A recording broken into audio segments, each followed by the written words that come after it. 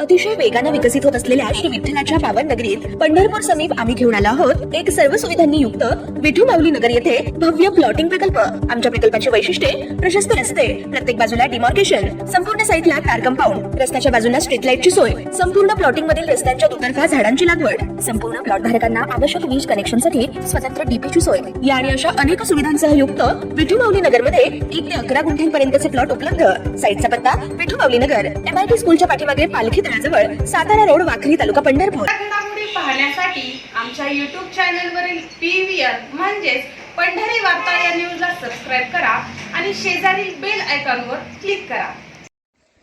पंढरपुरातील प्रवीण विलास थोरात व स्वाती थोरात यांनी अयोध्येत साकारलेल्या भव्य राम मंदिराची प्रतिकृती बनवली असून ही प्रतिकृती बनवण्यासाठी प्रवीण यांना 2 महिन्याचा कालावधी लागला असल्याची माहिती देण्यात आली।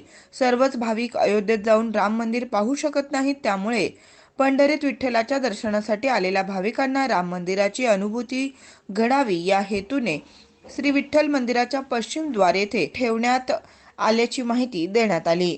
मी प्रवीण विलास थोरात, राहणार मुळगाव, पंढरपूर। हा देखावा करण्यासाठी मला कमीत कमी 2 ते 2.5 महिने लागले। यावर्षी श्रीराम मंदिराचं उद्घाटन सोहळा असताना ही प्रतिकृती पाहावी सगळ्यांनी यासाठी बनवण्यात आली होती।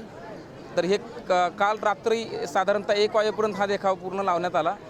हा देखावा लावण्यासाठी माननीय प्रशांत परिचारक आणि रांगड साहेब यांचा आग्रह होता की आपण पश्चिम द्वारामध्ये हा लावा, जेणेकरून जेवढे नागरिक येतील त्या सगळ्यांना याचा लाभ घेण्यात यावा। याचा पाठीमागचा उद्देश एकच होता की सगळ्यांना अयोध्येला जाऊन आपण दर्शन घेऊ शकत नाही, मग जे भाविक इथं आहेत ते विठ्ठलासोबत आपण रामाचंही दर्शन घेऊ शकतो आणि त्या पद्धतीनं आम्ही छोटासा एक प्रयोग केला होता। धन्यवाद।